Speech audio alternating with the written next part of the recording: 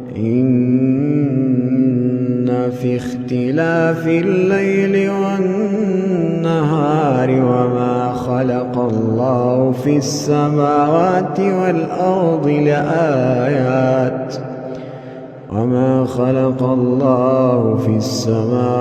والأرض لآيات لقوم يتقون.